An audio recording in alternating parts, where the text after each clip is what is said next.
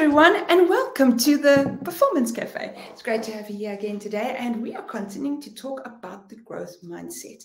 I am a little obsessed with the book by Dr. Carol Dweck, and I'm really enjoying the learnings that I've gotten from it. In fact, I'm now at the point where I have an audio version, a Kindle version, and a hard copy version, but the hard copy version, I think I loaned out to someone. So if you're watching this and I loaned it to you, please bring it back.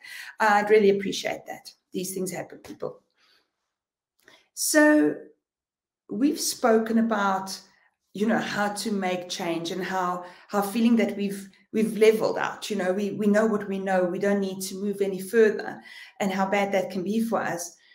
Today, I want to talk about something very interesting, and it's so funny because this day has just culminated to this topic actually being very suited to what's happening in my day.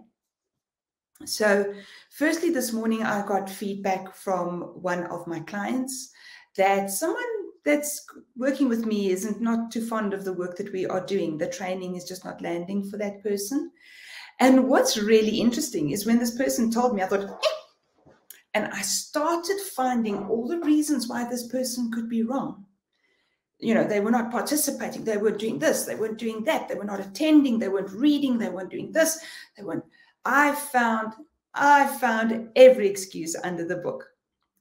And so, of course, I have to call myself on my own nonsense, because that's not a growth mindset. If it's not working for someone, I better find out why. Not just because someone is paying me to train that person, but because I also can't improve myself, my products and services, or anything else if I don't hear what needs to be heard. Right. So feedback, growth mindset could not be differentiated from each other. You cannot have the one without the other. So next up, I decided to make this recording, and I switched over from my Wi-Fi connection to my LAN connection because I love giving you guys good quality video. And I did so, and then I opened StreamYard. So it gave me this error that says, oops, something went wrong, but don't worry, it's not your fault. And I think that's the other part of it, is that we can't see any feedback as someone trying to apportion blame to make it our fault. Because the moment we get defensive is the moment that we're not going to take it and try and grow from it. And then for my public speaking, I do a presentation mentorship through Story to Stage with Rich Mulholland. And one of the exercises today is that we had to speak and someone had to critique or sort of give us coaching feedback instead of critique, give us coaching feedback. And it would have been so easy to go into this and say, oh, this person doesn't know me. They don't know the way I speak. They don't know the topic I speak on. I could have found 1,000 ways to not take on board what was said. But actually, I have grown. And within 15 minutes, I've made this day better because I could deliver my talk, I could get the feedback, and I could learn a couple of things. And interestingly enough, I'm going to tell you what they are because I want to hear if you think that I make the same mistakes here, because I want to show you that an investment in taking on feedback doesn't just help for that situation. It ripples out to others. So, for example, the person said, you talk very fast. I am sure that I do that on Performance Cafe because I'm sitting here, we've got our cup of coffee, I'm in my head, I am playing with thoughts, which is my favorite things to do. I'm going to speak too fast. And then she said, you don't vary your pitch, which is quite possible, because when we sit and talk here, I'm not consciously delivering a speech to you either. So I'm not speaking slower to get your attention, or getting incredibly excited and speaking faster and, raising my pitch up into the air either. So those are just two of the examples of the feedback that I got. And thank you to Diane Berman for that. Appreciate your time very much. But at the same time, you can see my point is that was about public speaking, but it's going to help me in making my YouTube videos. It's going to help me in training, whether in person or virtual. Oh, and by the way, it's going to help me with my public speaking as well.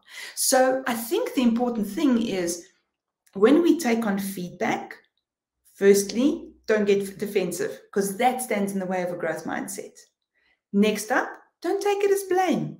Take it as a view of how can I do this better?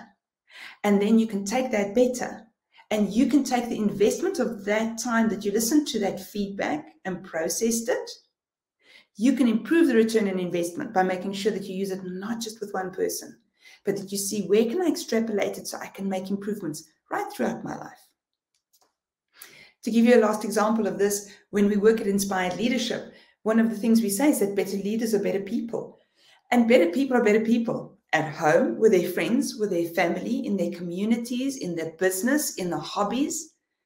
How many ripples to that hour and a half we ask them to spend each week studying? So on that note, I hope that you have a lovely week this week. For those of us who are Christian, I would like to wish all my Christian friends a happy Easter. I hope that you had a good time with friends and family. And for the rest of us, I hope that you didn't eat too many chocolate bunnies. Speaking to myself in this case. And so I look forward to seeing you on Friday. I am interviewing a new coffee companion for us this week, and I've actually just lined up the next coffee companion as well. So lots of good stuff to look forward to in the merry month of April. As always, if you've enjoyed this episode, I would like you to click on the link at the bottom of the page somewhere, can't remember where it is, that says subscribe, and then also click on the notification bell so that you know when the next 2 episodes, one for Perspectives and one for Coffee Companions, is coming your way in a week. And then if you're joining us on Facebook or LinkedIn, it is lovely to have you here. Please will you comment and share on LinkedIn, and then hop over to LinkedIn and then like and subscribe as well. We love to see you and we love to hear from you there. And until next time, I look forward to seeing you at the Performance Cafe.